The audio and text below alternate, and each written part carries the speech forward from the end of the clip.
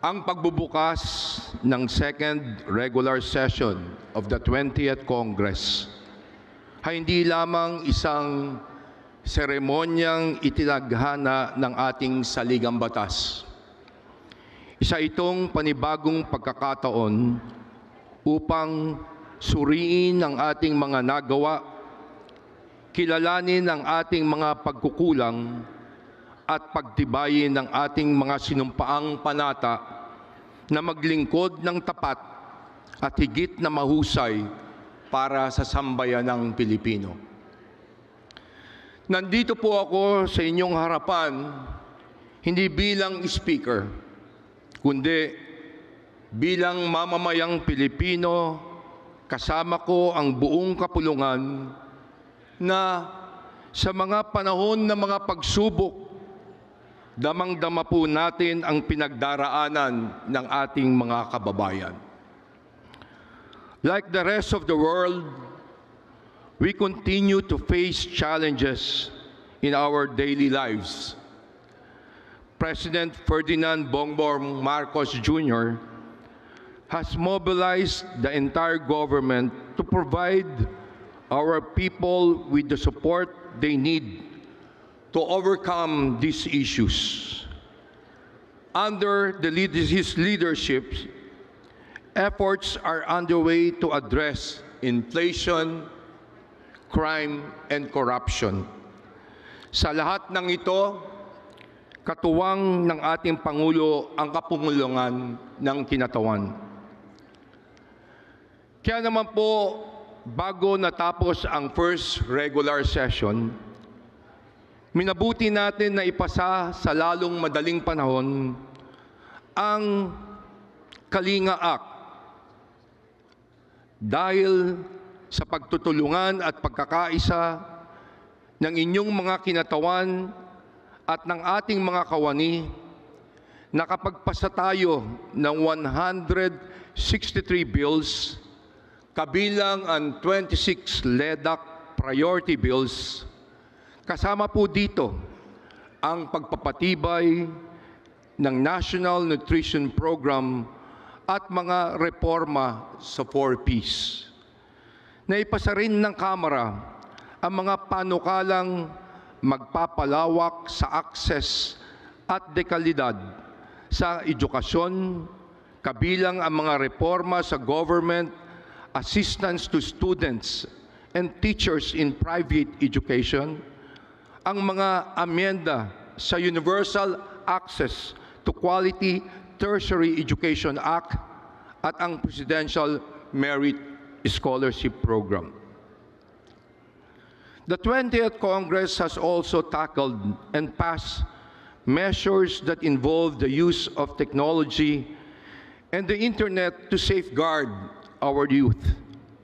Lubos na nakakabahala po na ang ating kabataan ay na-expose sa karahasan, kabastusan, at iba pang sensitibong content na nakakalason sa kanilang murang kaisipan. Sa kasamang palad, maging tayong mga matanda ay hindi na ligtas sa mga maling impormasyon na nagiging sanhi ng pag-aaway at pagkakawatak-watak. Huwag po sana nating hayaan na ang ingay ng social media ang humubog sa ating paniniwala. Pairalin natin ang katotohanan kaysa fake news. Pag-unawa kaysa galit at pagkakaisa kaysa pagkakahati-hati. Ang demokrasya ay nananatiling matibay kapag ang mamamayan ay sapat na may kaalaman at bukas ang pag-iisip. Para mabigyan ng solusyon ang mga pangambang ito, pinasa po natin ang Digital Media Anti-False Information Act at ang Child Online Safety and Protection Act of 2026. To complement these measures and to further protect our youth, I, together with Majority Leader Sandro Marcos and the rest of the members, filed House Bill number 9965 or the Children's Social Media Safety Act na nagbabawal sa mga menor de edad under 13 years old sa paggamit ng social media. Hiling po natin na maisama din ang panukala ito sa LEDAC priority bills para maipasa ito sa lalong madaling panahon. Ngunit, alam nating hindi rito nagtatapos ang ating tungkulin.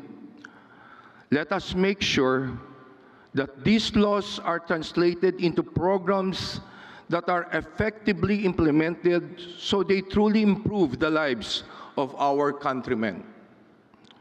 Sa ating second regular session, itutuloy natin ang pagtatrabaho para maisulong ang mga reformang direktang tutugon sa mga pang-araw-araw na suliranin ng ating mga kababayan. Prioridad nating maipasa ang Rice Industry and Consumer Empower Act upang mapababa ang presyo ng bigas at mapalakas ang suporta sa ating pong mga magsasaka. Ang mga amyenda sa Universal Healthcare Act upang maging dekalidad at abot kamay ang serbisyong pangkalusugan. Ang Kadena Act upang mas maging bukas at transparent ang paggamit ng pondo ng bayan. At ang Cyber Security Act which aims to protect every Filipino from the threats of the digital space.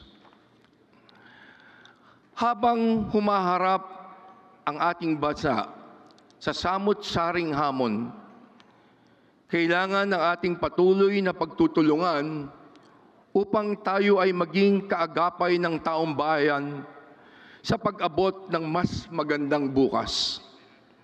It is in challenging times like this that our people need their representatives more than ever to house and shelter their most important dreams. Patunayan po natin sa ating mga kababayan na tayo ay isang kongresong tumutupad sa ating tungkulin. Sa pagbubukas muli ng sesyon, panghawakan po ninyo ang aming panindigan na patuloy nakikilos ng masigasig, makikinig ng mas taimtim at maglilingkod ng may pananagutan. However, more importantly, for our country to really move forward, we must never lose sight of what has always been our greatest strength, our Filipino core values. Ito ang ating lakas, ang tunay na kayamanang dapat nating pangalagaan at ipagmalaki. Ang pinakamalaking panganib po ay kapag hinayaan nating mawala ng ating pagpapahalaga at pagkalinga sa isa't isa when we stop caring for our fellow Filipino. Tayo po ay pinalaki ng ating mga magulang at naisabuhay ang mabuting asal, ang paggalang sa kapwa at sa ating mga nakakatanda, ang pananampalataya sa Diyos, ang pagmamalasakit sa mga nangangailangan, at ang pagbibigay ng karangalan sa bawat tao anuman ang kanyang katayuan sa ating lipunan. Huwag po tayong mapagod umunawa. Huwag po tayong mapagod tumulong sa ating kapwa. Katulad po ng nasabi ni Pangulong Ferdinand Marcos Jr. sa kanyang talumpati noong araw ng kalayaan, ang sabi niya, huwag tayong mapagod mahalin at ipaglaban ang ating inang bayan. Sa kabila ng dami ng ating problema at mga hamon, naging matatag po tayo bilang isang bansa dahil marunong tayong magdamayan at magbayanihan. This is who we are. Ito po ang mga katangiang naglalarawan sa ating bilang Pilipino. Kaya sa punto pong ito, sana po, sama-sama nating maibalik ang mga tunay na katangian ng pagiging Pilipino. Hindi pa po huli ang lahat.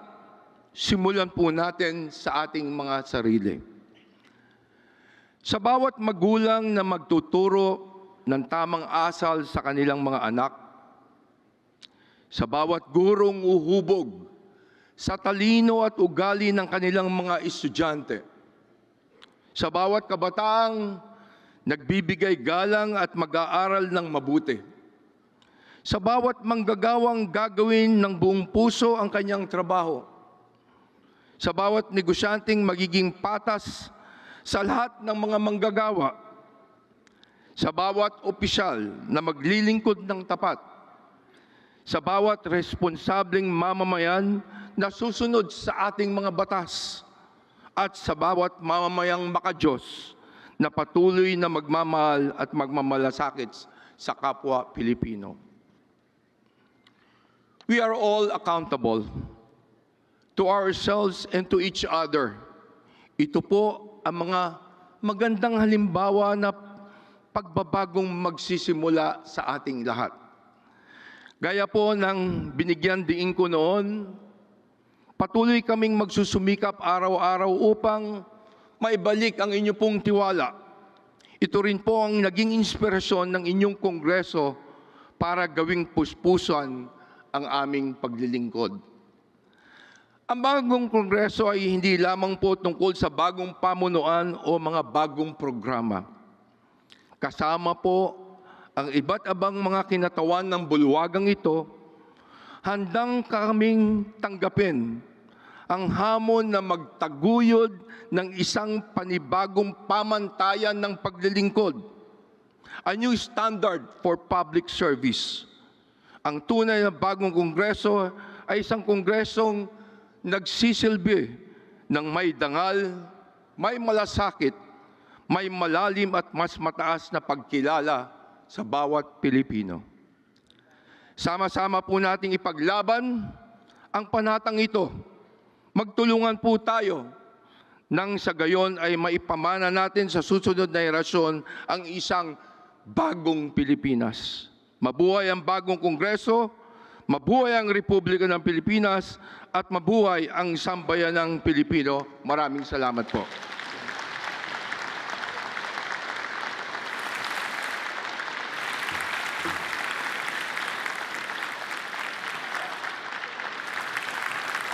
Maraming salamat po.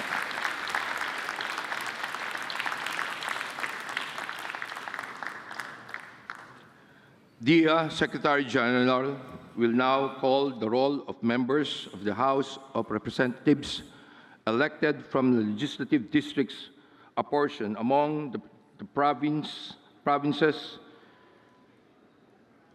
and cities and party list organization in alphabetical order.